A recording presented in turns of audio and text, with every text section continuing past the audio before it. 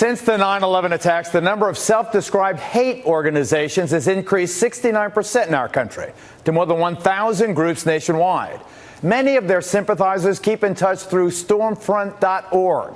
It's the internet's first major site and still one of the most popular.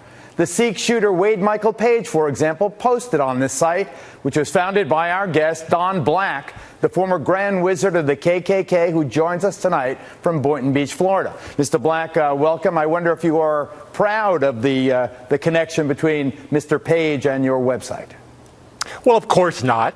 And we're not a hate group any more than Hispanic or Black or Jewish organizations promoting their interests, their values, their culture, their heritage. They're not considered hate groups, but because we promote ours, because we want to see a future for our people, for our children, our great-grandchildren, because we believe we're being subject to genocide through assimilation by bringing into this country and European countries tens of millions of third world immigrants who ultimately are transforming our nation into a third world nation. Because we believe this, because we're fighting this, we're called a hate organization.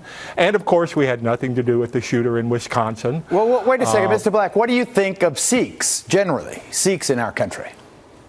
Well, we oppose all third world immigration. We have nothing against Sikhs or any other third world peoples in their own country.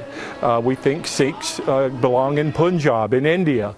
They've been persecuted in India in the past, but right now they hold high positions in government. So you want them to go back to India, essentially?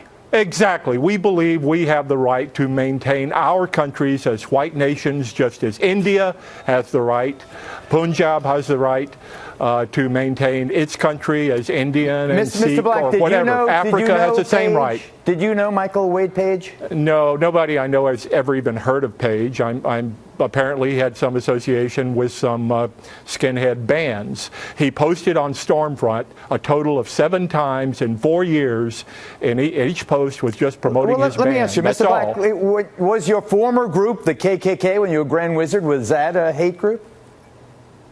No, it was not. The KKK wasn't a hate group either? No. Hate, this term hate is a term which had nothing to do with one's political or racial views prior to the 50s and 60s. And you don't think, Mr. Black, you don't think that the attitudes you just expressed might generate the kind of hatred that could lead to the violence perpetrated by people like Mr. Page? I think Mr. Page, I don't know his motives, actually. I think from what I gather, he wanted to commit suicide and take a few people with him. He certainly wasn't helping us. He wasn't helping our cause by going into a temple and shooting up. Okay. Mr. Black, you stand by. I got you loud and clear. I'm going to come back to you. Our next guest, Commander Jeff Scoop, is commander of the neo-Nazi group called the National Socialist Movement, which he says rejects the label hate group as well. Why, Mr. Scoop? Why reject it? Why not embrace it? Well, we're not a self-described hate group as what you had said there. Basically, we're a white civil rights organization.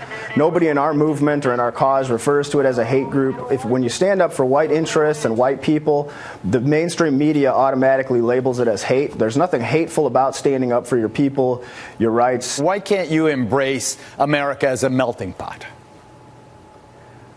This country was founded by white Americans, for white Americans, and our concern is, as white Americans, white civil rights, the concerns of white people in this country, and really the other races and the other people are not something that we're concerned with. Not at all, even if they get killed like the Sikhs were killed in Wisconsin. You're putting words in my mouth. I did not say that. I'm saying that it's a tragedy anytime there's a loss of human life in this country, but we do not believe that those people should be here in this country. We believe this is a country that our forefathers founded, fought, and died for, and we're standing here today just as our forefathers did in defense of our country. For the record, there are plenty of black Americans, plenty of brown Americans, yellow Americans, red Americans who have also died for their country, Commander Scoop. But I'm going to come back to you as well.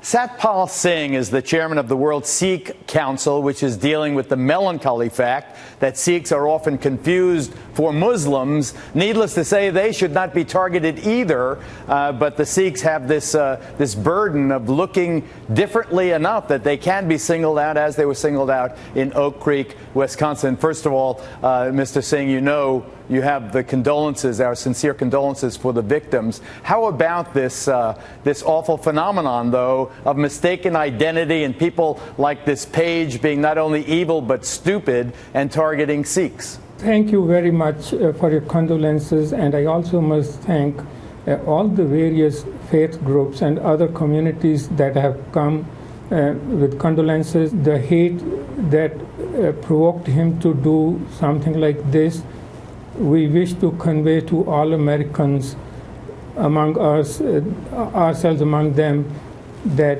it's love and compassion for everybody. That's what the Sikh scriptures teach us, that we should embrace. And we would continue promoting love, compassion, and harmony among all people. Then how do you react, Mr. Singh, when you hear the previous guests talking about white supremacy and the need to have all people of color, people who are different, expelled from the country? I have seen countries that embrace diversity and countries that despise diversity. And if you look at the history, most countries that have embraced diversity have done much better than those that despise it.